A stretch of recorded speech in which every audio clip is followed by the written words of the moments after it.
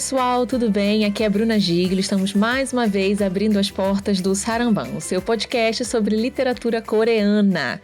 E no episódio de hoje a gente vai finalmente falar de uma das maiores autoras de literatura infantil que a gente tem acesso aqui no Brasil, que é a Rina Baek. A gente selecionou 3 livros dela. Foi muito difícil porque a gente gosta de todos, mas como a nossa temporada, né, é sobre refletindo sobre o mundo a partir da literatura coreana, a gente achou que esses 3 combinariam com a proposta que a gente está querendo trazer para esse episódio. Então, são eles, Denise vai mostrando aí.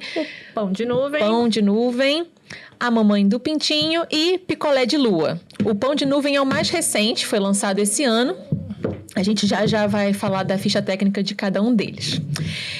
Bom, então a ideia é que a gente reflita sobre a potência que a literatura dela tem para os pequenos, os adultos, qualquer pessoa, e como nós mesmos podemos refletir a partir desses livros que ela traz. Sim. Oi, pessoal, Denise, vocês já viram minhas mãozinhas aqui por enquanto. Tô muito feliz de estar falando aqui de Rina Baek, finalmente. Vocês sabem que ela é minha queridinha. Pra quem acompanha, a gente viu que naquele... Esse ou aquele... O Balas Mágicas foi o vencedor, né, pra mim. Sou muito fã, então, assim, tô muito contente de poder falar dos livros dela aqui hoje. E a gente trouxe para conversar com a gente, né, uma especialista em literatura para a infância. E a gente está muito contente de ela ter aceitado o nosso convite, que é a Ana Carolina. Ana, muito obrigada por ter vindo. Muito obrigada pelo convite. É um prazer estar aqui falando sobre literatura infantil e sobre essa autora que, do meu ponto de vista, é incrível. Maravilha.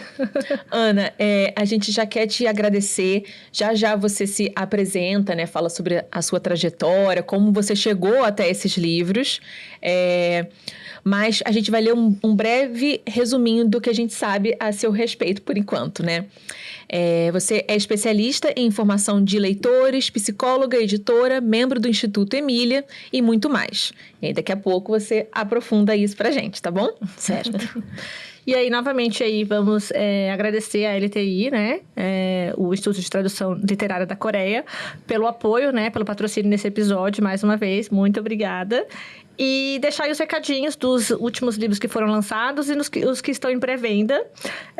Nós temos aí A Misteriosa Confeitaria da Meia-Noite, da Yeon-ah, pela editora Paralela, que foi traduzido pela nossa colega lá da USP, a Juliana Santos.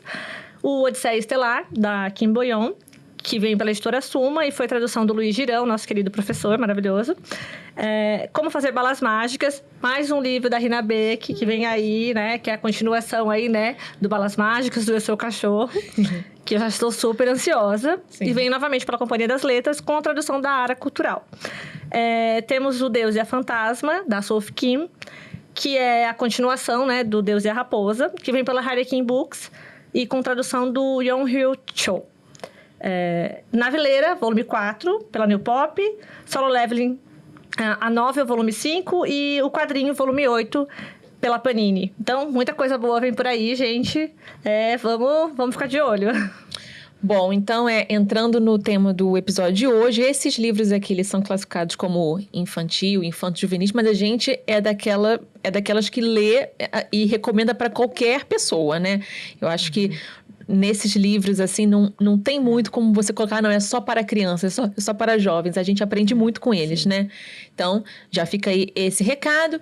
Além disso, sigam a gente nas redes sociais, tem o nosso site também, que a gente tem as notícias, né? Que saem toda semana sobre livros, lançamentos, séries que são baseadas em livros coreanos, tem um monte de coisa. E tudo o que a gente falar aqui, links, menções, vão estar aqui embaixo linkados, tá bom? Bom, então, Ana Carolina, pode contar um pouquinho da sua trajetória, conta pra gente em que área agora você está atuando, na revista Emília também, conta um pouquinho pra gente do seu processo aí com isso, com a literatura infanto-juvenil. Como você falou, eu sou psicóloga de formação, fiz psicologia na USP, mas sempre namorei a letras. Cheguei, quando eu era estudante, a averiguar como é que seria fazer a transição, ir para letras. Acabei não fazendo, me formei como psicóloga. trabalhei 13 anos em consultório particular, fiz formação em psicanálise, mas concomitantemente eu sempre trabalhei na área de educação. Então, eu me formei, eu fui ser professora de educação infantil numa escola aqui de São Paulo muito bacana, que se chamava Escola Logos. E naquela época, né, hoje em dia não pode, você tem que ter feito pedagogia para ser professor desde a educação infantil. Mas naquela época podia, você podia ter uma outra formação e ser professora. Então eu fui ser professora de educação infantil, mas com a ideia, né, de que era um trabalho meio período, e trabalhar com criança, famílias, interessante, e eu vou bancando o consultório. Mas aí eu fui pega pelo bichinho da educação. E aí é curioso, né? Porque eu sempre tive essa dúvida, né? Será que eu devo fazer letras? Será que eu devo fazer, de repente, editoração? Então, trabalhar com livros eu acho que sempre esteve, assim, sabe? No meu foco, né? E hoje em dia eu trabalho com livros, né? Então, fui professora e depois saí da sala de aula e já comecei a trabalhar com formação de educadores, né? Então, junto a ONGs, então muito com o educador da rede pública e sempre com esse foco na formação do leitor. Então, pensando na entrada da literatura na escola, o que significa formar leitor na escola, né? Os acertos, os erros, os equívocos quando a literatura entra na escola. E aí fui me especializando nisso, fiz mestrado analisando a formação na sala de leitura na cidade de São Paulo, acompanhei de perto uma escola na Vila Brasilândia. E aí, a partir daí, fui mergulhando cada vez mais, né, nessas questões de pensar a formação do leitor. Fui me aproximando também muito da literatura infantil, então, a crítica na literatura infantil. E aí, fui me embrenhando e, atualmente, eu estou na Emília, faço parte da coordenação do Instituto Emília. Estou no Instituto Avisalá já há muitos anos, que é uma ONG que trabalha com formação de educadores, coordenadores, diretores, né? Sempre rede pública, né? Redes municipais, sobretudo. E estou já há 5 anos na editora Peirópolis. Eu comecei na editora fazendo essa interlocução escola e literatura, né? Então, pensando, ajudando a editora a pensar na entrada na escola. Mas aí acabei ficando e começando a editar, e hoje em dia eu sou editora assistente da Peirópolis, mas sigo trabalhando com formação de leitores. Então, estou totalmente mergulhada na literatura infantil, e é interessante isso que você falou, né, Bruna, sobre os bons livros, né? Eu acho que a gente não devia nem adjetivar a literatura infantil como infantil, né? Porque a boa literatura, ela serve a todo mundo, né? Eu acho que a literatura, né, feita a princípio para as infâncias, elas também têm ocupado um papel muito importante na formação do professor leitor. Né? Então, eu acho que é isso. A boa literatura, ela agrada a todos, ela encanta, né? E quando a literatura é boa, ela também tem diferentes camadas, né? Então, os leitores podem ir acessando também de diferentes maneiras ao longo da vida. Exatamente. Aí cada faixa etária vai pegar uma camada, vai se interpretar de uma forma, Sim. né? Exato. E por isso que a gente também sempre reforça que é interessante ler o mesmo livro ao longo da vida. Isso. Porque as releituras trazem novas camadas, né? Exatamente. Porque vai depender da bagagem que você tem naquele momento. Exato, né? E aí, na escola, né, também é importante pensar como a mediação vai ajudando o leitor, né, a ir galgando essas camadas. Né? É super importante, Muito né? bom. Então, pensar na formação do professor leitor é também qualificar a mediação de leitura na escola. Sim. E aí, antes de você falar pra gente como é que você chegou nos livros da Suzili, vamos passar um pouquinho aqui... Da Suzili não, né? Opa, Suzili. A Suzili na minha cabeça. Suzy. Que elas são próximas, né? É que a gente falou agora há pouco, que a gente já fez um episódio sobre ela e agora chegou a vez da Riná, né? Vamos falar aqui, então, dos 3 livros que a gente vai trazer mais pra foco hoje, mas é lógico que a gente vai passar aí por Balas Mágicas, né? Que é uma obra muito relevante na carreira da Riná Beck, e Eu Sou Cachorro também. Mas hoje a gente vai focar aqui mais nessas 3. Então, o Picolé de Lua, a sinopse dele. Em um dia muito, muito quente, os moradores de um prédio não conseguem dormir e até mesmo a lua começa a derreter. Enquanto corre para coletar a lua derretida, a dona síndica tem uma ideia refrescante para ajudar seus vizinhos. Que tal fazer alguns picolés de lua? Mas a solução, que parecia perfeita, se transforma em um grande problema para os coelhos lunares, que agora precisam encontrar uma nova casa. Esse livro, ele foi lançado lá na Coreia em 2010 e aqui no Brasil em 2023, né? Então, a gente vê aí que a Rina Beck, ela tem uma carreira já muito extensa, né? E até aqui no Brasil já é bem consolidado, né? O nome dela, assim como da Suzy Lee. Sim. São duas autoras aí de peso, né? Mas todo ano chega livros novos dela, né? E aí a gente tem também o A Mamãe do Pintinho, que é sobre a gata Nha. Esse é o nome dela, gente. Nha.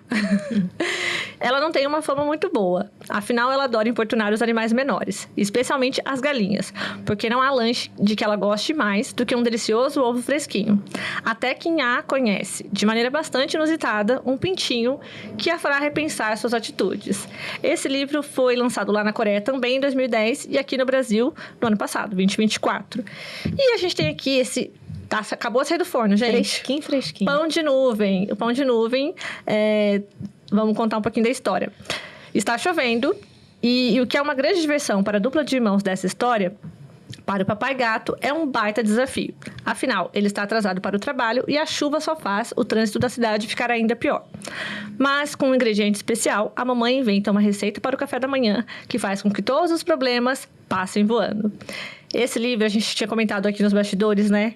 Que tem aí uma história um pouco triste por trás dele, né? Porque ele foi lançado lá na Coreia em 2004 e ele só chega aqui pra gente em 2025, né? E por quê? Porque, infelizmente, lá a Rina B, que era uma artista novata, né? Uhum. E acabou assinando um contrato meio duvidoso. E até hoje ela não conseguiu reaver, apesar dela ter entrado na justiça e tudo, ela não conseguiu reaver os direitos sobre essa obra, né? Então, teve toda essa questão polêmica, né? Por trás dessa obra. Mas foi a obra que levou ela para o estrelato, né?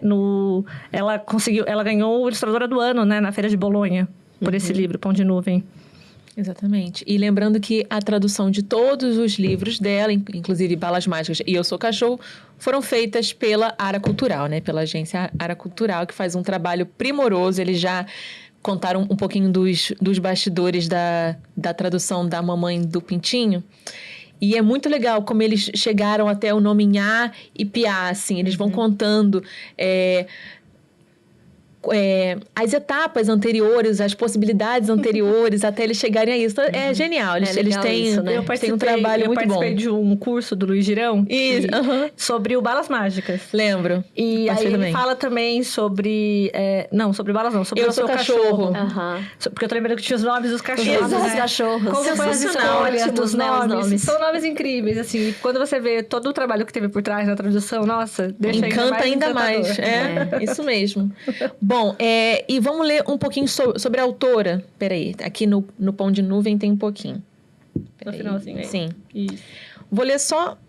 eu vou dar uma resumida porque é um pouquinho grande. Rina Beck é uma aclamada autora de livros ilustrados da Coreia do Sul. Em 2020, ganhou o Prêmio Alma, uma das maiores premiações internacionais da literatura infantil. Ela estudou tecnologia educacional na Universidade das Mulheres de Ihwa e animação no Instituto de Arte da Califórnia. Bom, aqui eu vou resumir. Ela cria esses livros ilustrados a partir de cenários que ela mesma constrói, né? Então, esse é um aspecto muito inovador e muito próprio dela, né? Pão de Nuvem foi seu primeiro livro ilustrado. Com ele, a autora foi aclamada, né, na Feira de Bolonha de 2005 e ganhou na categoria de ficção. Além de Pão de Nuvem, tem esses outros 4 livros que a gente mencionou, mas esse é o lançamento desse ano, o mais recente. E como a gente falou, né, tem um outro aí já na pré-venda, né? Exatamente. Que agora não sabemos, talvez quando esse episódio for ao ar já vai ter lançado, gente. Abafa. Bom, Ana, então vamos entrar de fato, né, no episódio, nos livros em si. Primeiro, conta pra gente como foi esse seu contato com esses livros coreanos, qual que você leu primeiro, se você conseguiu ler os 3 que a gente vai abordar mais a fundo hoje. Conta um pouquinho pra gente.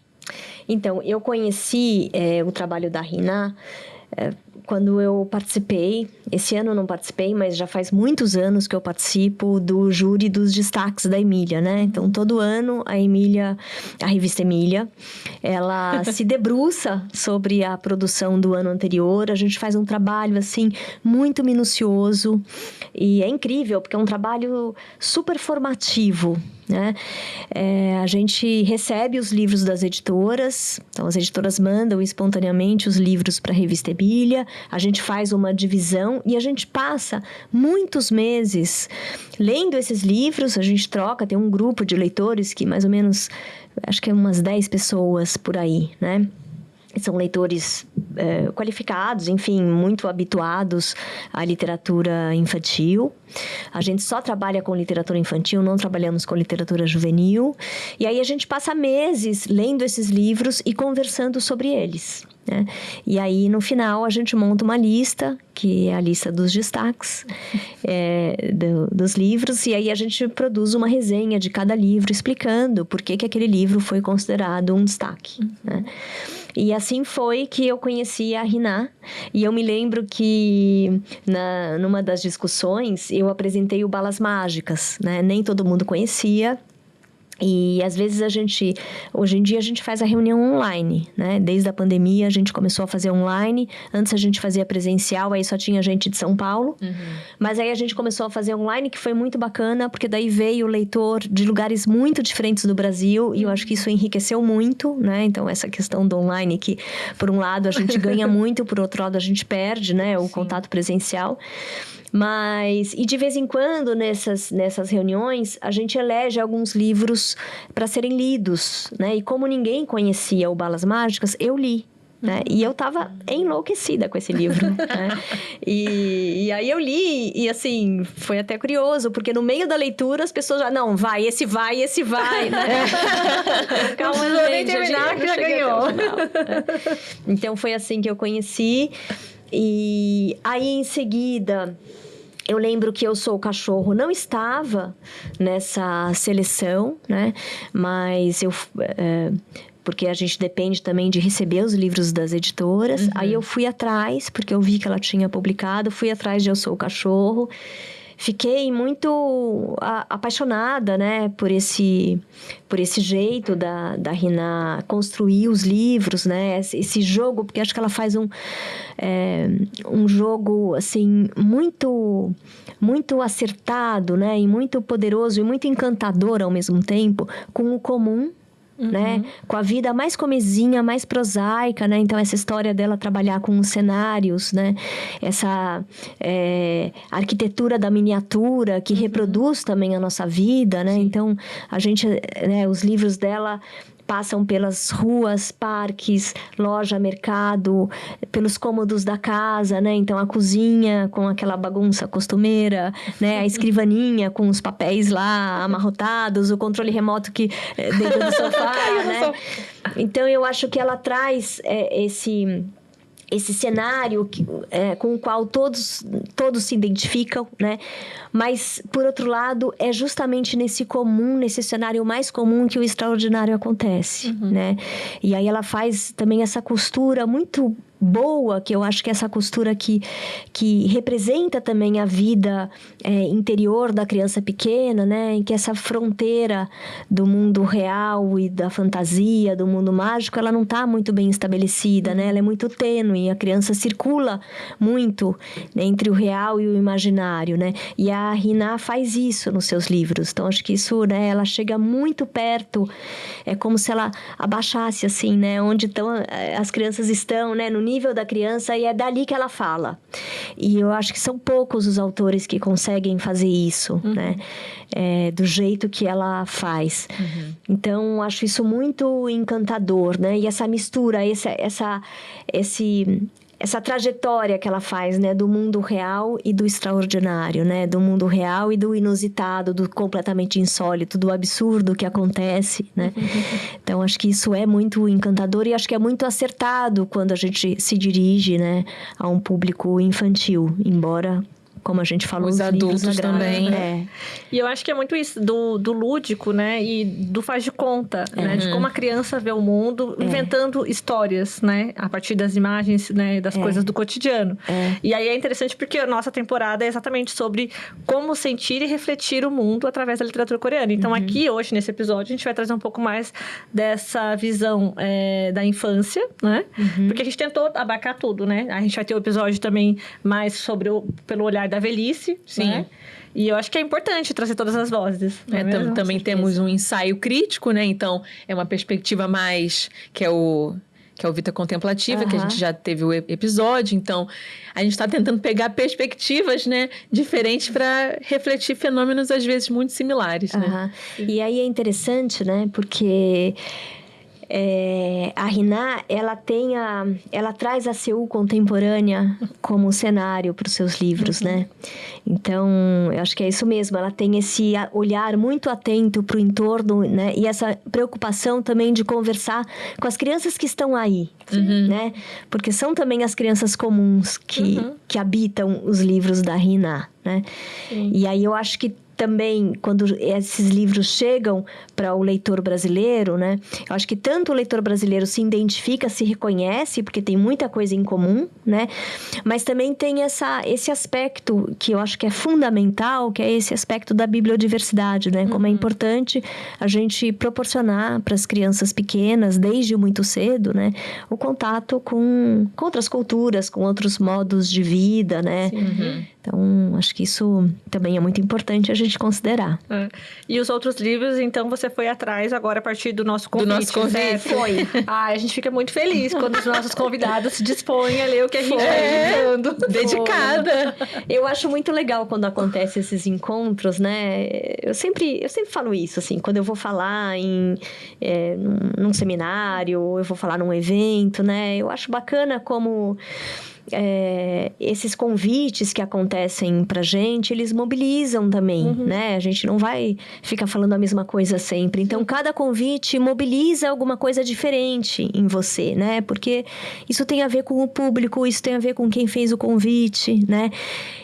Então, sim, eu conhecia esses dois, eu fui atrás desses três, eu falei com uma amiga que é a Rafaela Deyab, que é uma pessoa muito bacana também, se vocês quiserem convidá-la um dia, ela trabalha na companhia. Anotado. E aí eu falei, Rafa, eu vou falar sobre a Riná, e aí ela me mandou esses 3 livros. O Picolé de Lua, na verdade, eu já conhecia também a partir da revista Emília. A gente leu esse livro num dos destaques, né? Sempre é no ano posterior ao que ele foi publicado. E eu só não conhecia o Pão de Nuva e A Mamãe do Pintinho. E foi muito legal ter feito esse mergulho, né? Eu comentei com vocês antes que eu acabei escrevendo um artigo sobre a Riná, mas também fazendo um panorama, né? Desses 5 livros que já chegaram ao Brasil. E ele tá no forninho ainda. Eu vou mandar pra Emília, acho que no começo da semana que vem. Vou só dar uma revisada.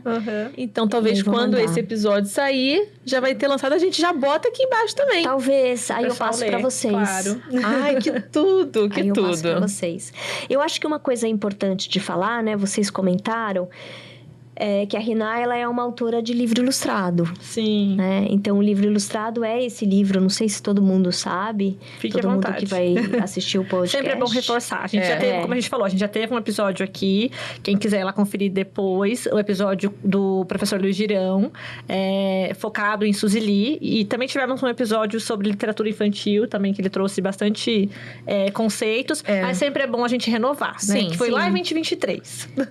Já foram 2 anos aí. Então, vão até o episódio, isso, né? Mas para quem estiver assistindo esse e não for tão familiarizado com o livro ilustrado, né? Falar bem rápido. Então, o livro ilustrado, ele é esse livro em que texto, ilustração e projeto gráfico são muito amalgamados, né? Então, essas linguagens, elas funcionam numa engrenagem muito fina para construir os sentidos da narrativa. Eu gosto muito de uma definição que a Yolanda Reis, que é uma especialista colombiana, né? Ela trabalha muito com literatura infantil E ela diz uma coisa bacana, que ela fala assim, que os livros ilustrados, eles são os livros que a gente não consegue ler pelo rádio. Isso foi antes do boom dos podcasts, tá? Então, não dá pra gente ler pelo podcast, mas pelo videocast dá. Porque você precisa ver a imagem, né? Então, quando a gente tira a imagem, é como se a gente estivesse tirando a perninha de um tripé, né? Ele bambeia. Então, você não consegue atingir todo o sentido, né? Então, é isso que acontece com os livros da Riná. Você vai olhando o texto e junto à ilustração, né?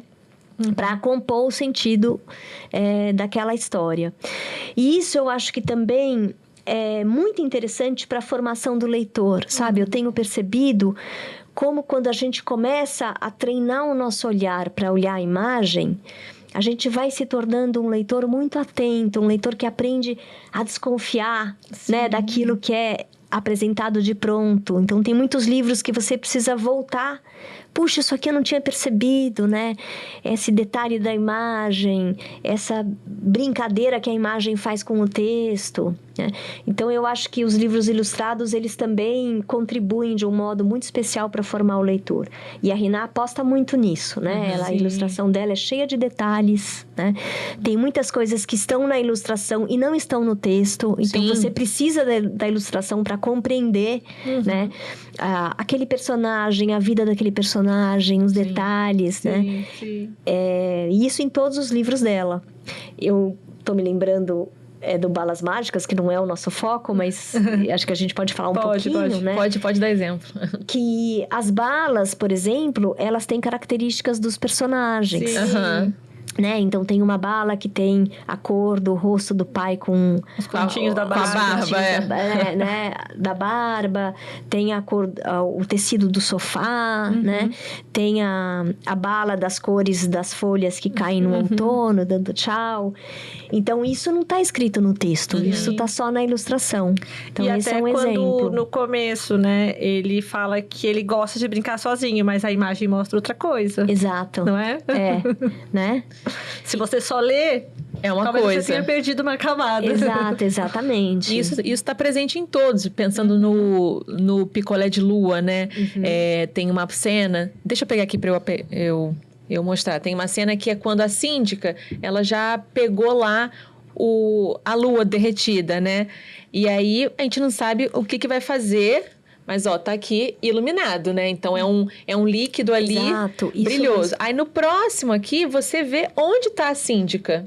Você nesse primeiro prédio aqui, você tá tipo, cadê ela? Eu sou assim, eu adoro ver e encontrar. Aí, no segundo, acaba a luz. E aí, você identifica onde tá a síndica. Então, assim, é tudo é uma leitura ali intermodal, contínua, né?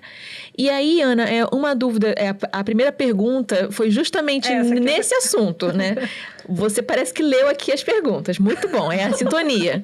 Mas como que os livros ilustrados, eles influenciam ainda mais as pequenas crianças, aquelas que estão com as suas primeiras impressões do mundo. Claro que, né, para a formação de leitores, né, é o que você falou, a leitura de imagens é muito construtiva. Mas e para aqueles que estão começando, como que é esse impacto para eles?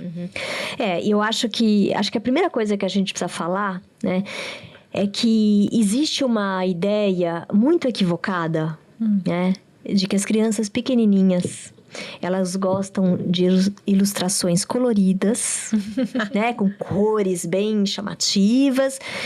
E ilustrações simples, simplificadas. Na verdade, não simples, simplórias, né? Ou ilustrações muito estereotipadas. Então, com aquele tipo de traço que elas já estão acostumadas a ver em desenho animado, no gibi da Mônica, enfim, e por aí vai, né? Então, essa é uma ideia muito equivocada que circula entre os adultos, ainda circula muito na escola, né? E quando a gente começa a conviver com os leitores bem pequenininhos, a gente começa a perceber que, na verdade, não. Que as crianças, elas são muito atentas a detalhes, né? muito mais do que os adultos, porque a gente já está viciado em olhar para o texto. Sim. Né? E também a gente não foi formado como esse leitor, a gente foi formado muito como um leitor de texto, né? Eu me lembro quando eu comecei a estudar o livro ilustrado, como eu perdia coisas. Porque eu ficava focada no texto. Foi um aprendizado, né? Então, eu acho que as crianças, como as crianças bem pequenas, elas olham muito para a imagem, elas se apoiam muito na imagem, elas também percebem coisas, né? Que nós deixamos passar batido. Então, acho que esse é um aspecto que a gente precisa considerar, né? Apostar na inteligência desse leitor, né? Apostar na inteligência dessa criança. E como essa criança, ela também vai se relacionando com essa imagem e aprendendo também, né, a fazer essa relação muito fina que a imagem tem com o texto. Então, como a imagem, ela é importante para as crianças, porque ela vai também dando subsídios para as crianças irem se aproximando do texto escrito, né? E aí, entrando em contato com a linguagem escrita, né? Mas essa relação que a criança faz de apoio da imagem, ela é muito importante também. Né? Sim. E essa questão você tinha comentado que a Rina usa, então, a Coreia, né? Seul, como o cenário das histórias dela. E aí faz a gente pensar bastante na questão das pontes, né? Culturais. Como que isso chega para os pequenininhos, né? Porque através do desenho ele vai perceber ali que é um cenário inusitado, assim, diferente né? do bairro que ele está acostumado a morar, ou até mesmo as características físicas das crianças, das personagens que vão aparecendo. Como que esses livros ilustrados, então, vão, assim, ajudar, né, nessas pontes culturais, a fazer entender a diversidade?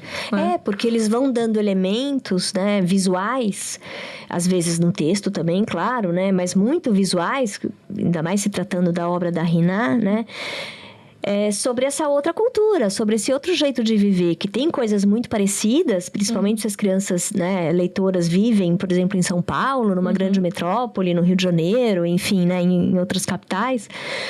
Tem muitas semelhanças, né? Então, a vida em apartamento, né? A relação com a cidade. Então, aparece carro, aparece rua, né? E aparece sempre essa perspectiva do personagem, que acho que isso é uma outra coisa interessante da Rina, né? No Eu Sou o Cachorro, por exemplo, você tá na perspectiva do cachorro, né? E isso é muito legal. Ou, né? No Pão de Nuvem, que você tem uma perspectiva de cima, porque as crianças estão voando, né? Lá pelas tantas e tal. Então, eu acho que as crianças, elas vão também captando essas diferenças culturais, né? E isso é interessante, isso pode ser também motivo de conversa, né? Como é que se vive lá, o que se come, né? O que é parecido, o que é diferente. Então, acho que isso é importante.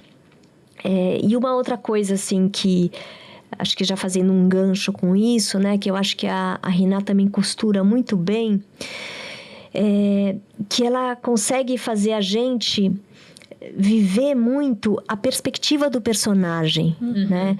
E ela também, isso eu acho que é uma coisa muito interessante, fica muito claro, né, no Picolé de Lua, né? Porque ela não está preocupada em idealizar nada, né? Assim, da vida comum. Então, no Pão de Lua, por exemplo, nas cenas iniciais, né, que é essa daqui, né? Sim. Você vê aqui, tem, né, a vida comprimida nos apartamentos, a solidão, né? Esse calor, né, que você vai sentindo esse calor junto com os personagens, né? Essa insônia que tá rondando, né? E ela tá falando com crianças pequenas, né?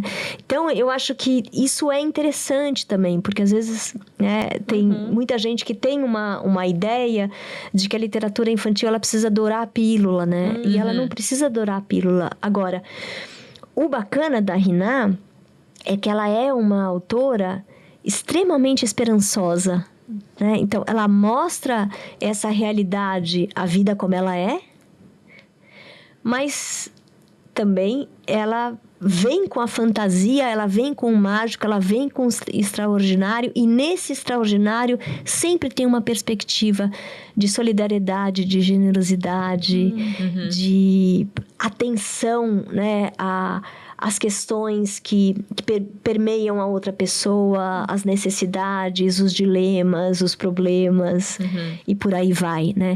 Então, ela é também uma autora muito para cima, muito esperançosa. Então, ela consegue fazer essa costura também da vida comum, do cotidiano, que nem sempre é fácil, tem solidão, né? Tem perda. Isso, Sim. Abandono, né? Mas tem uma saída. Sim. É bonito isso que ela faz. Sim, é mesmo. No picolé... Não, no picolé de lua, não. No Pão de Nuvem mesmo, tem até a questão do dia a dia, né? Do estresse do trabalho, né? Isso tá presente também, né? Eu me vi nesse pai, gente. Exato, Me vi saindo nesse correndo. Né? Aí, Ana, falando um pouquinho da estética, né? Que é uma coisa que chama muito a atenção nos livros dela.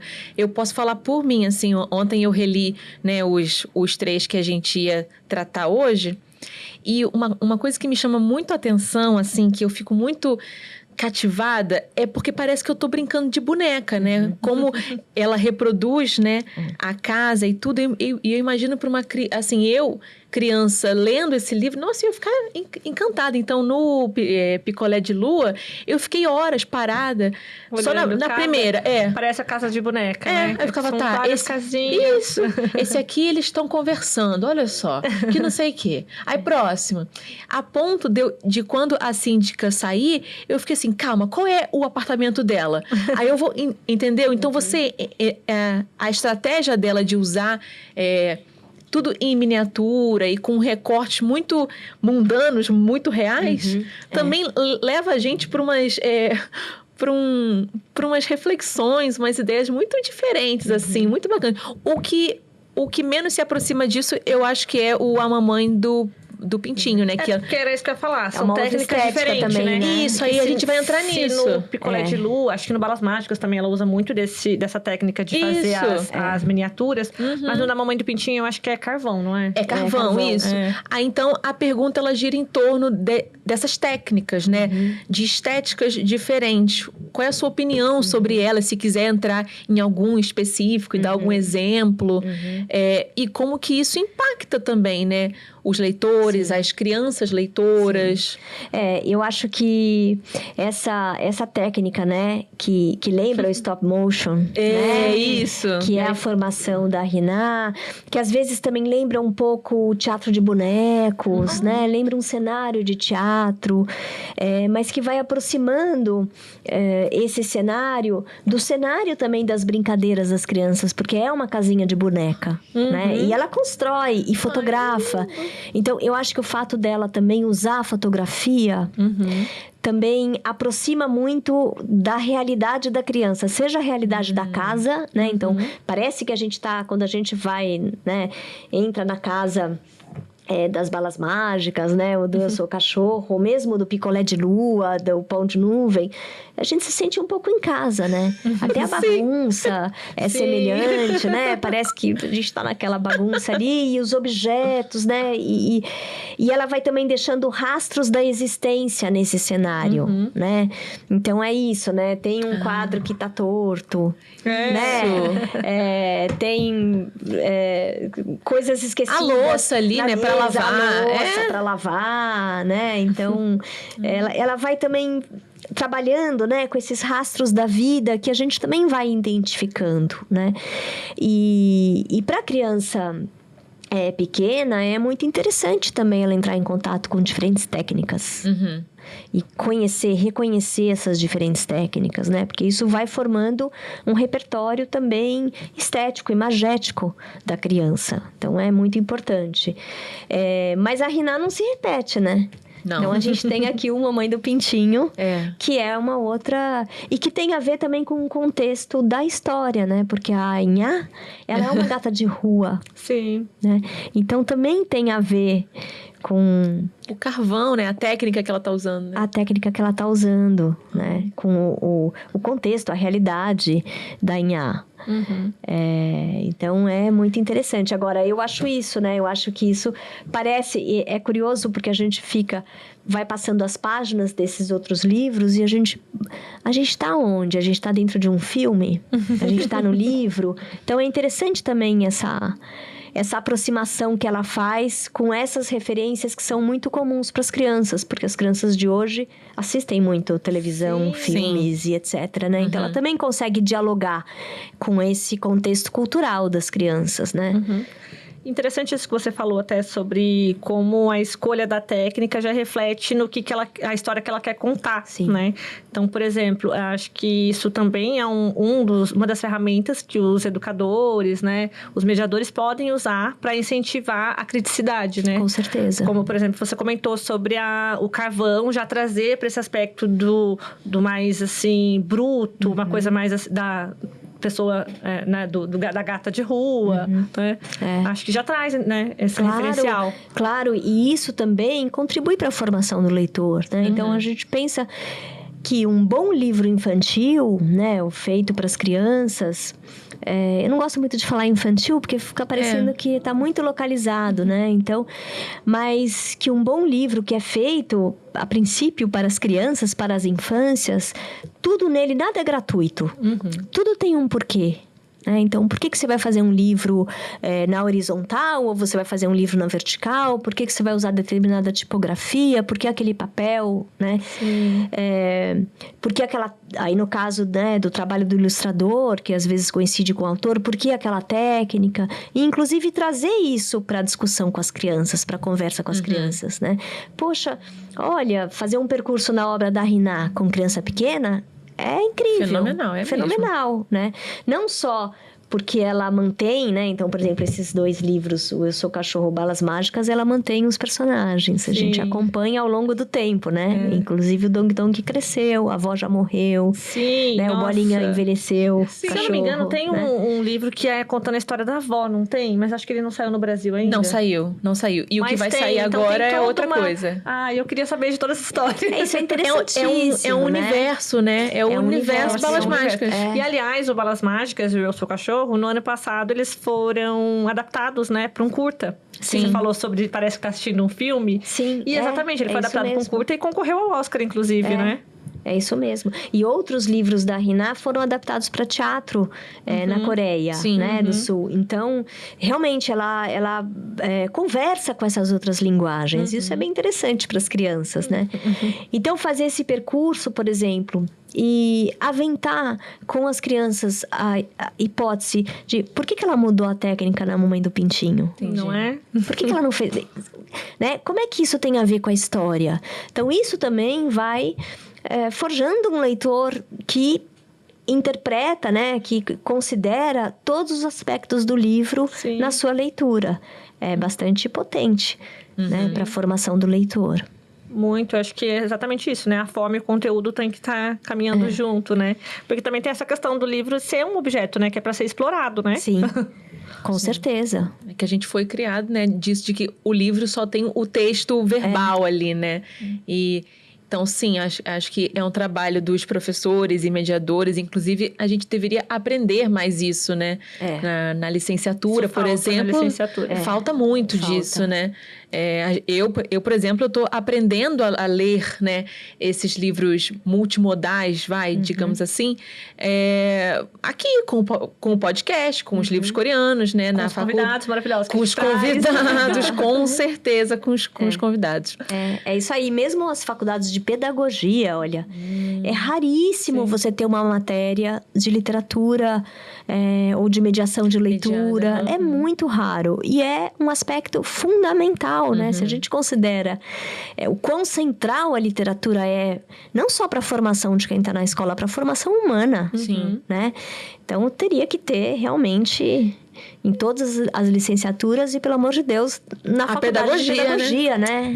E você comentou agora há pouco sobre o boom dos podcasts. Eu acho que a gente também pode dizer que a gente está vivendo um boom do Clube do Livro. Porque existem muitos clubes do livro hoje em dia. E raramente se fala em literatura para infância. A gente não vê clube do livro infantil. Pelo menos eu não conheço nenhum. Você conhece? Não. Eu conheço alguns. Olha que interessante. Eu conheço que é mais alguns, acho que é do seu nicho, né? Sei lá. É do meu nicho, Mas ainda é pouco, né? pouco, Mesmo sendo... É pouco. E para você Tem algumas deveria... livrarias que fazem. Então, por exemplo, aqui em São Paulo, eu sei que a Pé de Livro, Olha. na Pompeia, tem um clube de livro. Mas aí é só para crianças. Então, mas e para É uma adulto? mediadora. Mas e para adulto? Eu adoraria participar de um clube do pra livro. Adulto de livro ilustrado, não tenho notícias. Pode ser que tenha. Mas eu acho que principalmente para as crianças mesmo, porque a gente já vê que os clubes do livro de adulto estão lotando, né? Todo mundo tá sendo... E a gente precisa pegar isso de lá de baixo, né? Tem alguns para criança, sim. Tem algumas pessoas que têm essa iniciativa, né? Então, livraria, alguns grupos que têm essa iniciativa de fazer clube do livro, mas com certeza é super interessante, né? Muito. Agora, ilustrado para adulto, eu acho até que a revista Emília, ela funciona como um clube do livro, mas é mais fechadinho para a equipe, porque a gente, isso que faz que é ler os livros da produção do ano anterior, acaba funcionando um pouco como sim. Vocês têm que Como que ler, verdade. discutir, é mesmo. Mas, bom, então, vamos entrar na temática de cada um desses 3 livros que a gente trouxe hoje, né? Pra gente refletir também como enxergar o mundo a partir de cada um deles. Então, vamos lá. No Pão de Nuvem, que é o livro mais recente que a gente tem aqui, a gente vê uma tensão entre o que o pai, o adulto, vê de uma... Pô, é chuva, ele tá atrasado, tem o trabalho, o trânsito, etc. Então, esse cenário de a chuva atrapalhando a vida, pronto, a minha rotina. E a gente vê, né, a perspectiva dos 2 filhos, que poxa, tá chovendo, mas que delícia, olha essa nuvem e pega a nuvem. Então, a gente tem esse conflito de perspectivas, né? Como que você... o que você acha que isso revela sobre essas diferentes maneiras de lidar com uma mesma questão, o mesmo problema? Como que as crianças e os adultos divergem nesse sentido? Eu tenho um aspecto, sabe, quando eu estava lendo, e eu até escrevi um pouco sobre isso no artigo, que eu acho que a Riná, ela traz muito bem trazido essa perspectiva da criança, né? Que eu acho que essa leveza, né? Então, a criança que apresenta essa solução, são as crianças que apresentam uma solução desde o começo. Porque são elas que acham a nuvem penduradinha no galho, são elas que levam com todo cuidado a nuvem para a mãe, né? Então, elas são assim... as crianças, elas são a mãe que faz o pão, né? Então, tem um afeto também, um cuidado, né? Bonito também como ela vai trazendo... A gente vai etapas, né? As etapas e as cores, né? Então, como tem uma cor quente aqui é lindo. na cozinha, né? Onde tá a mãe. Mas, enfim, são as crianças as protagonistas, né? Elas que são os vetores também. Para mim... Tem um heroísmo também nessas crianças, o tempo todo, né? Então, olha, elas subiram... Não estava fácil pegar essa nuvem. Nossa, foi... Uma subiu em cima da outra, né? Depois elas vão voando para salvar o pai. Como salvar pequenos o pai. heróis, né? Salvar o pai daquele ônibus enlatado, né? E chegar atrasado. Então, também tem isso, esse jogo que ela vai fazendo, né? Entre esse real, né? O mais real... O ônibus enlatado num dia de chuva na cidade grande. Quem viveu isso vai... Sabe. Né? Mas eu acho que ela traz de um jeito muito acertado essa disposição infantil em ajudar o outro, né? As crianças pequenas têm muito isso, sabe? Eu estava lendo esse livro e eu me lembrei... e quem convive com criança sabe, né? Então, quando eu saía de carro com os meus filhos, eles eram pequenos, hoje em dia eles são adultos. E como eles eram atentos para a criança que vinha pedir dinheiro no farol, né? E eles queriam saber, e eles perguntavam, e por que aquela criança, e como é que ela vivia, e onde ela mora, e onde ela dorme, o que ela faz, se ela vai na escola. Então, eu acho que... Isso da vida que acaba passando batido pelos adultos, que a gente liga um automático, né? E a gente fala, eu não vou nem entrar em contato, eu não vou ver. né? Então, eu não vou pensar sobre a condição dessa criança que está na rua. As crianças pequenas, não. Se você for perceber, elas têm uma disposição para entender o outro de forma geral, né? Assim, e tem uma disposição para ajudar, para achar caminhos, né? Então, por exemplo, isso está muito forte no Pão de Nuvem. Sim. Então, você traz essa diferença de perspectiva, né? Então, o pai que sai, né, super tenso, e as crianças que fazem tudo na brincadeira e elas vão ajudar o pai, mas tem essa preocupação com o outro, né? Nesse sentido, eu arrisco a dizer que, por exemplo, a síndica, ela tem uma construção muito análoga às crianças. Esse ato da síndica sair do prédio com o baldezinho para pegar a água da lua e fazer picolé, é uma criança, né? Vamos combinar que a síndica é uma criança. E distribuir, né? Então, eu acho que as crianças, elas são muito empáticas. A gente vai perdendo isso à medida que a gente vai crescendo e envelhecendo, né? Mas as crianças são muito empáticas. E eu acho que isso está muito explorado no livro da Rina. As crianças são empáticas, elas são atentas, né? E eu acho que também, eu vi muito uma questão assim de, às vezes, você tá tão estressado com a vida que você não vê soluções, né? Tudo já, o fato está dado e pronto, só aceita. E a criança tem aquele olhar mais ingênuo e, de repente, vou fazer aqui uma limonada com os limões que eu tenho, né? Eu vou dar algum sentido para isso. E aí, nesse sentido, né, gente, é bonito o jeito como esse livro começa, o Pão de Nuvem, né? Eu até marquei aqui. Como ele começa. Então é isso, né? Olha que jeito simples de começar. Certa manhã, quando abri os olhos, percebi que chovia lá fora. Então, eu acho que ela já traz, né? Esse dentro e fora, essa imaginação, o real, né? Que é um jogo muito comum dessa autora, né? Mas é bonito como exatamente isso que você está falando, né? Parece que o pai... ele não olha para fora, mas as crianças olham, né? Então, às vezes, é isso. A gente está tão imerso no nosso modus operandi que cada um tem, nas nossas neuroses, nas nossas questões, no nosso psiquismo, né?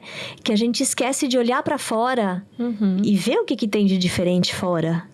É mesmo. Sabe? Então, eu acho que isso também está presente aqui nesse livro. E está presente também no Picolé de Lua. Sim. É porque você vê que a síndica, né, no caso do Picolé, ela é que está olhando para fora, né? Enquanto os outros estão lá morrendo de calor, deitada assim, ela tá observando, né? Que interessante. E eu acho que também o Picolé de Lua tem esse, vamos dizer, esse disparador, que é um evento, fenômeno da natureza, sim, né? Que a gente como adultos pode pensar no aquecimento global, claro, né? É um calor sufocante, né? Que a cada ano tá pior. E que talvez muitos dos pequenos não saibam do que se trata, mas eles sentem os efeitos, né? Exato. E no caso do picolé, teve um efeito ali de um derretimento do lar de outros animais, que é o que a gente também vê, né? Com os ursos polares, enfim, os árticos. Exatamente, né? E é interessante isso também. Também tem uma reflexão aqui muito poderosa, né? Que é assim... Então, tá bom, a síndica foi lá, ela pegou a água da lua, né? O suco de lua. O suco de lua. Ela fez picolé, ela ofereceu para todo mundo, resolveu o problema de todo mundo, porque aquele picolé, ele maravilhoso, refrescou. Né? Então, teve uma solução ali mágica, mas essa solução significou o problema de outros. Sim. Né? Porque acabou a lua. E acabou a casa, né? Então, a gente também vive isso socialmente muito, né? Totalmente.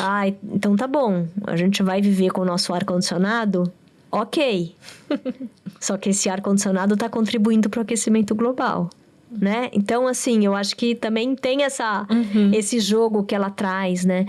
Então, nesse sentido que ela trabalha muito bem com a realidade e ela não abre mão de trazer essas questões para as crianças pequenas, né?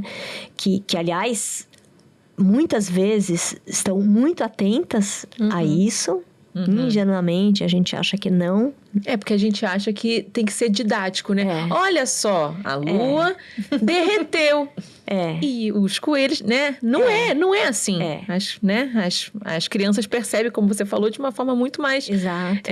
Talvez mais rápida do que a gente, inclusive. E aí é interessante porque a Riná, como ela é uma autora de literatura, né? E ela não é uma autora de livro informativo, poderia ser, mas a literatura não é um livro informativo, embora a gente aprenda muitas coisas com a literatura. A função da literatura não é explicar. Sim. Então, acho que isso tem que ficar, assim, bem claro, né? E às vezes, a gente tem um pouco essa confusão, que a literatura infantil, ela vai explicar, ela vai ter uma utilidade, né? Muito específica. Então, a literatura, ela é útil, claro, como arte, né? Quem vive sem? Então, ela tem uma utilidade? Com certeza. Ela tem uma funcionalidade? Com certeza. Né? Ela nos humaniza. Mas não para a gente aprender lições. Acho que isso é bem... Né? Então, tem questões aqui, assim como... Né, a mamãe do pintinho, que daí traz uma outra.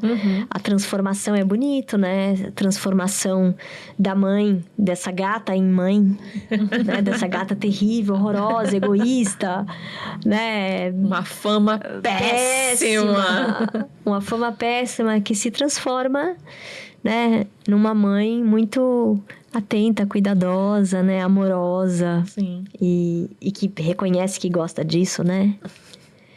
Eu acho que a maior transformação é dela deixar de ser uma pessoa egoísta, né? Porque antes ela só via o meu alimento e pronto, né? Vocês, galinhas, pintinhos, só servem como alimento.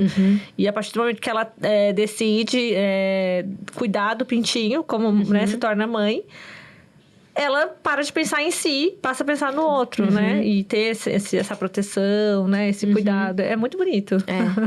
Como que você acha que essa história, Ana, ajuda a gente a pensar sobre não só acolher o outro, enxergar o outro, como também se você enxerga alguma outra metáfora, alguma outra... Eu sei que, claro, o livro, ele tá ali, a gente se emociona, independentemente de ter metáfora X ou não. Mas... o que você refletiu a partir desse livro, vamos dizer assim? Eu acho que tem uma coisa curiosa nesse livro, né? Que ela consegue se transformar pelo próprio defeito, né? Porque ela só se transforma porque ela vai lá comer o ovo. É mesmo? Né? E aí ela come um pintinho, e aí ela pare o pintinho. Aliás, tem uma coisa interessante nesse jeito dela parir. Que tem um pouco a ver com uma das teorias que as crianças constroem sobre o nascimento, né? Que as crianças pensam sobre isso. E uma das teorias é que é isso, né? Que... parir é um pouco como fazer cocô. Então, eu acho que também tem uma conversa aqui com esse jeito da criança pensar. Agora, eu acho interessante isso, né? Porque foi o próprio defeito da Inhá que possibilitou essa transformação, né? Claro, ela pariu um pintinho, né? E aí o pintinho demandou também essa transformação, né? Mas é bonito a gente pensar também que talvez a gente possa fazer alguma coisa com nossos próprios defeitos. Sim, interessante. Nossos e aí, né? O que podemos fazer com eles? Interessante, bem legal essa interpretação. Ao invés de extingui-los completamente ou de fingir que a gente não tem. Porque aqui tá muito explícito que ela tem. Então, eu acho que também tem uma chave aí nesse livro. Né? Interessante. E aí tem um outro aspecto, que daí eu acho que isso é comum em todos os livros da Riná, que é esse transformar-se em relação, né? Transformar-se na hora que você olha o outro, que você se preocupa com o outro. Eu acho que tem essa inclinação na literatura dela. Em todos os 5, né? Todos os 5. Sim, eu acho que tanto sobre acolher, né? E se abrir para o outro, porque se você... Como no Balas Mágicas mesmo. Enquanto ele não decidir falar com o coleguinha no parque, nada vai acontecer, É mesmo. né? Então, tem muito isso. E eu acho que também essa questão de realmente pensar mais coletivamente, né? Que você não tá sozinho. Você faz parte do todo, né? Muito. E como ela também trabalha muito bem esse aspecto da literatura, que é isso, né? Quando você lê um bom texto literário, eu acho que esse texto, ele te transporta para essa outra vida, ou para esse outro cenário. Você se sente ali, né? Porque eu acho que um bom texto literário, ele não te coloca como espectador. Ele te coloca como... Você está ali participando daquela vida, né? Você está ali sob aquela pele, né? Você tá... E isso fica muito evidente no Eu Sou um Cachorro. Tem a perspectiva do cachorro, muito legal. né? Muito legal. É muito legal. Você vê o mundo. E você entra dentro do pensamento, dos sentimentos, das percepções, das necessidades. Então, eu acho que isso é muito poderoso na literatura de modo geral e na literatura da Rinat para as crianças, né? É muito interessante elas lerem livros que ajudem-nas a entrar em outra pele, a saber como que é habitar outra pele, como é viver outra vida, como é ser outra pessoa. Né? Qual é a perspectiva do outro? Porque eu tô aqui conversando com vocês e cada uma de vocês está me ouvindo de um jeito, né? Com as suas questões, com o seu jeito de pensar, com a sua história. E a gente é o tempo todo isso. A gente está o tempo todo se relacionando, né? Sim. Então, a gente fala uma coisa e o outro escuta a outra o tempo inteiro. E essa é o grande desafio da vida, mas é a grande graça também, né? Quando a gente trouxe aqui a Lilian, né, para conversar sobre a ciência das coisas frágeis, que é um infanto juvenil, né? E a gente estava falando sobre como o livro traz várias... A gente também entra nesse mundo da Nathalie, né, que é a protagonista, e tem muitas metáforas com as plantas. E aí a gente estava comentando como hoje em dia muita gente não entende as metáforas, né? E eu acho que talvez esse ato de você pegar um bom livro e mergulhar nele, né? Sentir na pele aquela outra vivência, vai te trazendo essas camadas para interpretar. Sim, né? Com certeza. É muito importante e tá faltando muito hoje em dia. Com certeza, né? Acho que hoje em dia a gente sempre vive na perspectiva... de uma identidade e de algo muito colado também na vida, como ela é, né? Sem essa... E eu acho que a literatura também está cooptada dessa maneira, né? Você diz, muito... De forma geral, calcada, né? Ali na realidade, sem explorar o imaginário. Tá faltando, às vezes tá não, mesmo. É mesmo. Sim. Sim, muito. E isso que eu acho que a Rinat, ela trabalha muito bem, porque ao mesmo tempo que ela traz esse lugar de reconhecimento, né? De, nossa, essa casa aqui eu conheço, né? Essa bagunça desse quarto eu conheço, é minha também. Ela te tira, né? Ela traz essa perspectiva do extraordinário, da imaginação, do absurdo, do insólito. E eu acho que esse é um aspecto da ficção. Claro. Né? Aí uma coisa que eu acabei de lembrar aqui, a gente nem tinha colocado isso na pauta, mas eu lembrei agora. Que você falou também no começo sobre, por exemplo, nos Balas Mágicas, né? A gente tem as bolinhas, as balinhas, tudo. E você falou um pouquinho sobre como a literatura coreana às vezes traz temas, né? Como você falou, sem dourar a pílula, você falou, né?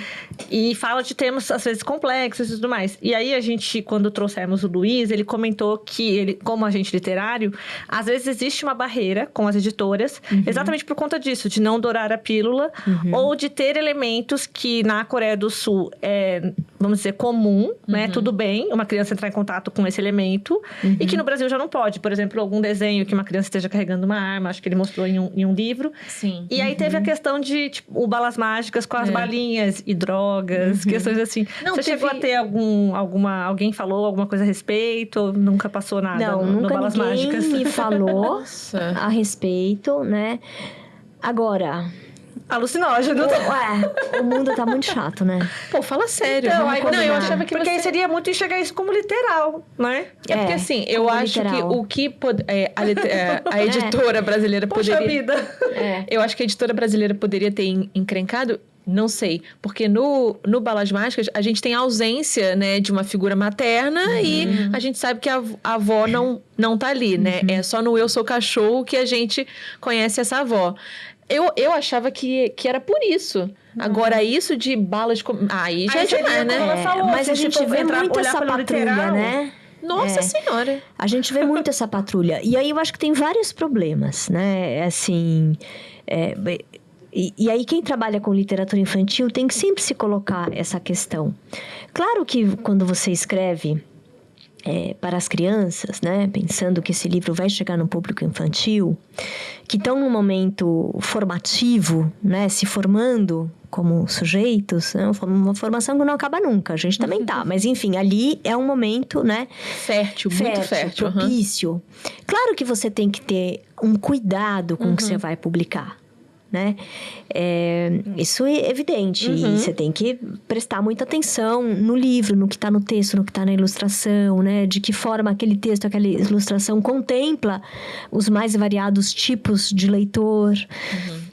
Tem um estudioso que chama Perry Nodelman. Tem um livro dele publicado, é muito interessante de ler. Chama Somos Mesmo Todos Censores? Ele é um especialista em literatura infantil canadense.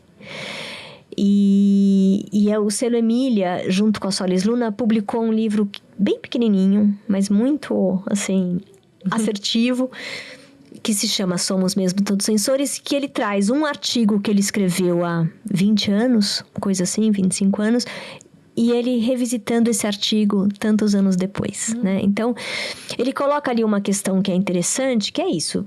De certa forma, toda escolha, ela tem por trás uma censura, né? Você tá lá, bom, eu vou ler Pão de Nuvem e eu não vou ler X. Sim. Um outro autor, eu tô ali elegendo alguma coisa que as minhas crianças vão conhecer e não vão conhecer, né? E eu acho importante a gente ter muita clareza do que a gente vai escolher para levar para as crianças, né? E ter o cuidado. Agora, cuidado é uma coisa, né? E você censurar um livro, porque você, da perspectiva do adulto, né? Com os seus preconceitos, com os seus temores, então você imaginar que a bala do Balas Mágicas, ela pode ser confundida com alucinógeno, só a cabeça de um adulto. Com certeza. Né? Só a cabeça de um adulto cheio de medos e de preconceitos, né? E com uma necessidade extrema de controle. Então, eu acho que também tem esse aspecto, né? Da literatura, que a literatura, ela é o campo que o controle não cabe. Não cabe você controlar, porque você não controla de que forma aquele livro vai repercutir, vai se desdobrar no leitor. Né? Claro que você pode contribuir para a mediação e estar muito atenta, mas controle até onde vai esse livro, não.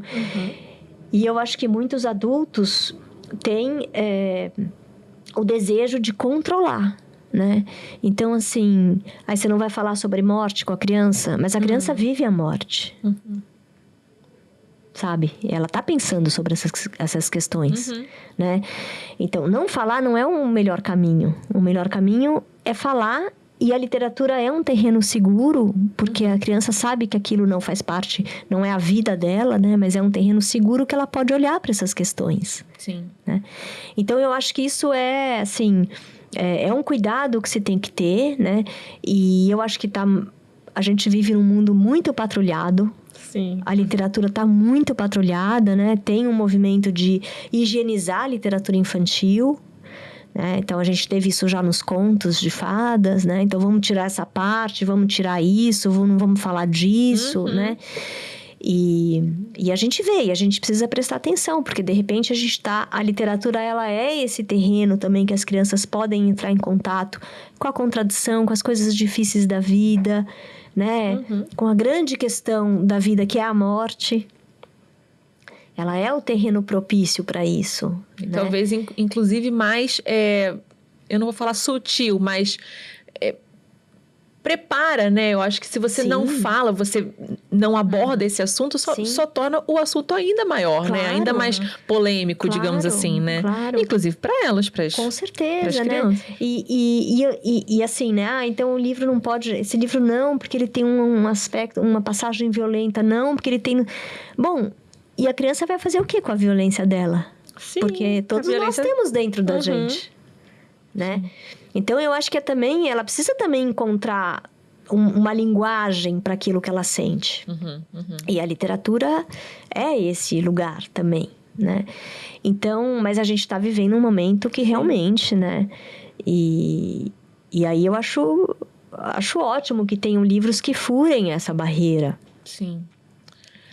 Aí entra, inclusive, uma outra pergunta que a gente tem, você que, é especialista em formação de leitores na escola também, você leva esses livros e tal.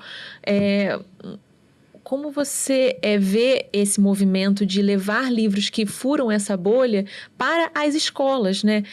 A gente está mais focada aqui em literatura coreana, mas às vezes a gente se perde assim, se livros brasileiros ou de outras etnias também estão batalhando contra essa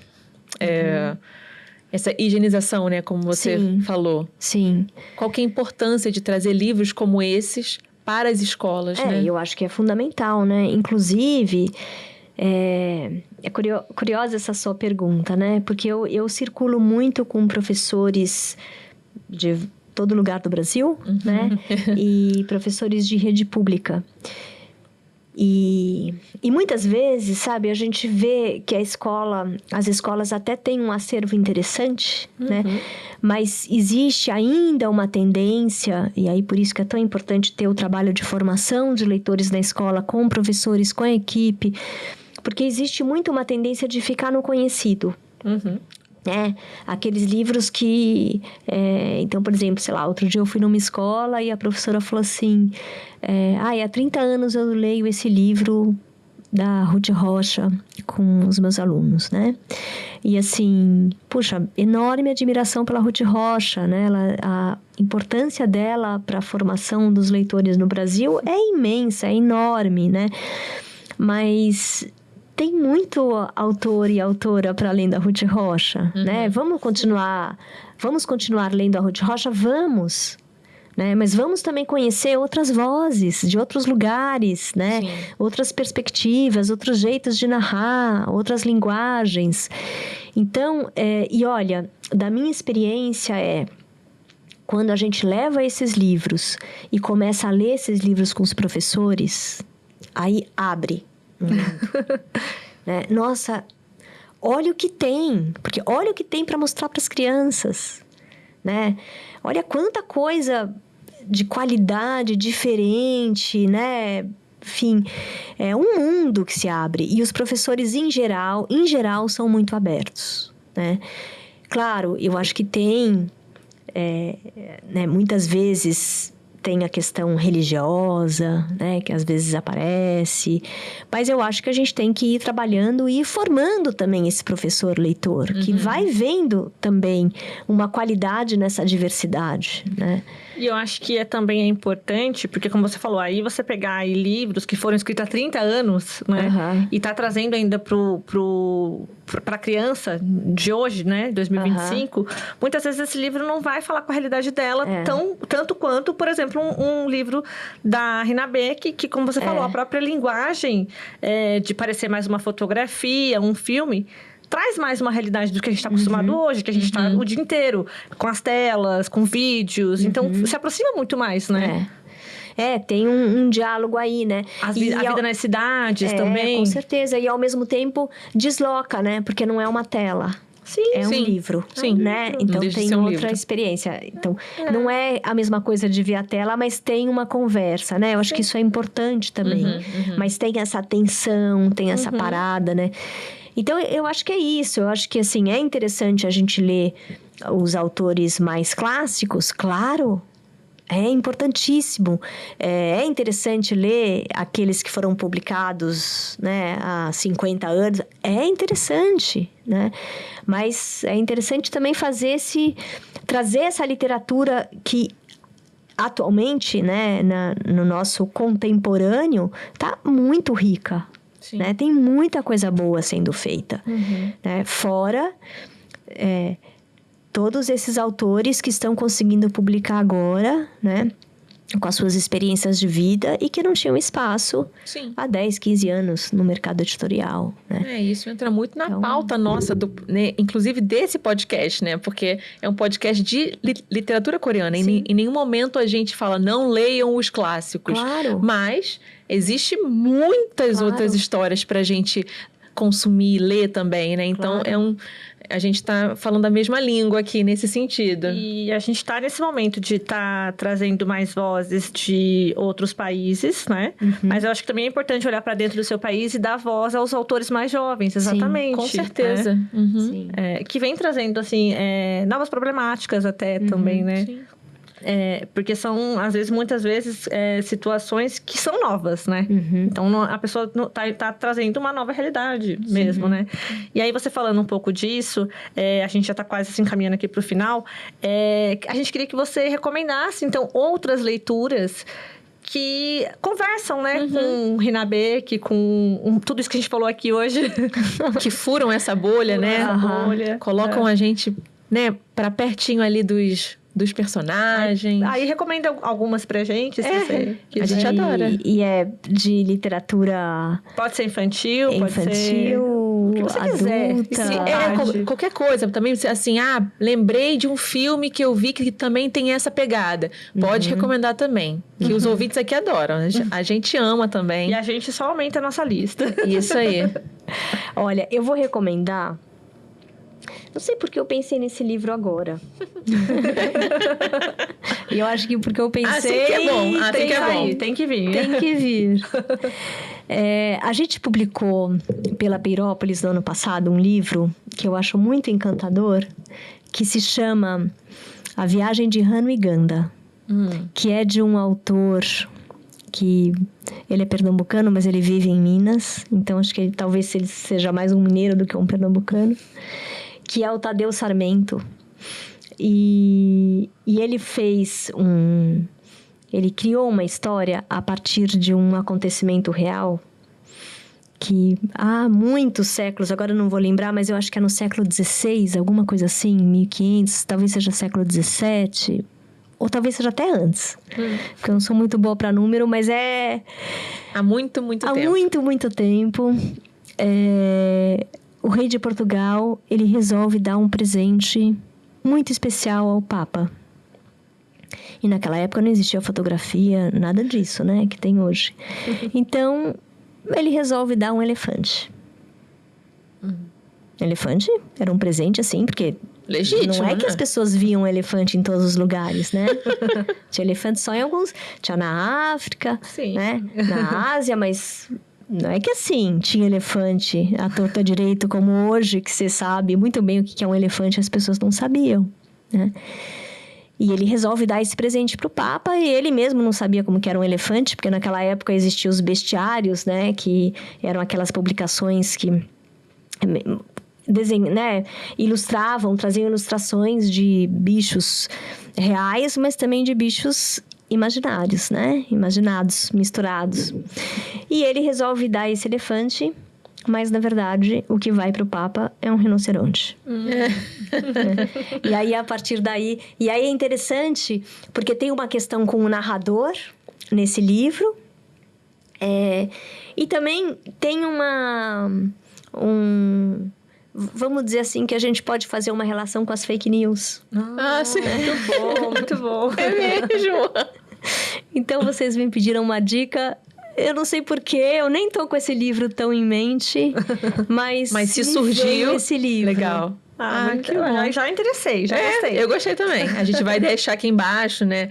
Direitinho o título e tudo. Legal. E tem um projeto gráfico interessante, esse livro, que remete à estética dos bestiários. Tanto nas ilustrações, que foram feitas por um artista que é o Samuel Casal, que habita um pouco esse mundo, né? Que é esse mundo meio fantástico, de bichos que não existem, mas que lembram os bichos que existem.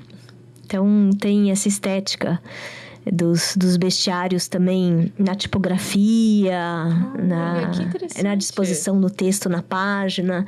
Então é interessante esse livro. Ele sai um pouco É isso. Muito do que bom. estamos É o que a gente acostumadas queria. a ver. Legal. Muito bom.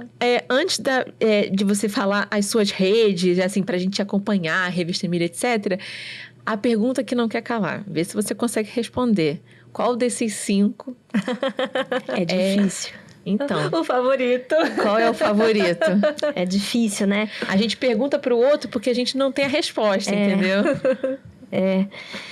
Qual que te pegou, assim? Desses 5 dela, né? E depois Eu acho desses que- 3 também. E depois esses 3. Quero mais focado. Eu acho que talvez o Eu Sou o Cachorro. Muito bom. Acho que tá... O Balas Mágicas também. Eu acho que esses 2 aqui, eles têm essa potência, assim, de te colocar muito na pele do outro, né? Uhum. E desses... Muito. E desses, poxa, é difícil. Essa é uma Poxa pergunta vida. difícil, né? Eu acho que talvez o Picolé de Lua.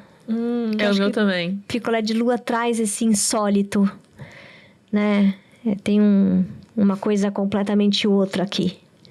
E eu acho que é interessante que a literatura possa trazer esse completamente outro pra gente, sabe? Esse inesperado. Que acho que a gente tá precisando um pouco dessa ficção, encharcada de ficção, né? Estamos perdendo um pouco essa capacidade. Acho que tá muito autoficção demais. Nossa. E pouca... E pouca ficção. E pouca Tá- ficção. Tá mais pro alto ali, né? Ficção encharcada de ficção. Amei isso. Sim, Amei. hoje em dia tá tudo muito pro eu e eu tô aqui nesse livro, né? Nossa Senhora, é mesmo. Sabe, né? Fica essa coisa muito focada onde eu me identifico. E eu acho que a literatura não é pra gente se identificar, é pra reconhecer, né? Reconhecer esse humano, que eu acho que isso ela fala, mas é também pra te levar pra um outro lugar, Sim. sabe? Muito bom. Pra um... Ótimo. Ótimo. Nossa, É Ana. isso. Obrigadíssima. Maravilha. Então aí fala onde a gente pode encontrar mais do seu trabalho. Olha, eu tenho um problema que eu não consigo decorar a minha conta do Instagram. Ah, não tem Mas- problema. mas eu no acho Insta que é você Ana vai aparecer aqui na tela. Carvalho 11. Não, mas lá você é ativa. Eu sou. Assim, Assim.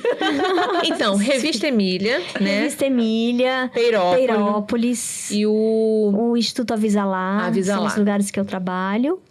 E o meu Instagram, eu posto... Quando eu posto coisa... Agora eu tô um pouco menos assídua, mas às vezes eu tenho períodos mais assíduos. Quando eu posto, é livro, basicamente. Então, maravilha. ou o que eu tô lendo, ou o que eu acabei de participar da edição. É isso. Muito bom. Foi ótimo o papo, Nossa. assim, a gente adorou, com Obrigada. certeza. Amei. Vamos então ficar aguardando aí o seu artigo pra gente ler. Vai sair. Mas acho que já deu pra gente ter assim um gostinho do que vai ser aí, né? Que esse papo aqui maravilhoso. E maravilha, assim. Muito Fizemos obrigada, agora Ana. jus, né? Essa autora que tava aqui faltando. Só tinha homenagem pra Suzili, agora tem pra Rina Beck também. E com 5 livros, né? 3 aqui com um foco maior hoje, de peso Maravilha. absurdo. Maravilhoso. Obrigada pelo Obrigada, convite, Ana. pela oportunidade do encontro. Maravilha. As portas estão sempre abertas. É isso aí. Obrigada pra quem ficou com a gente até agora. E até a próxima. Tchau, tchau. Tchau, tchau.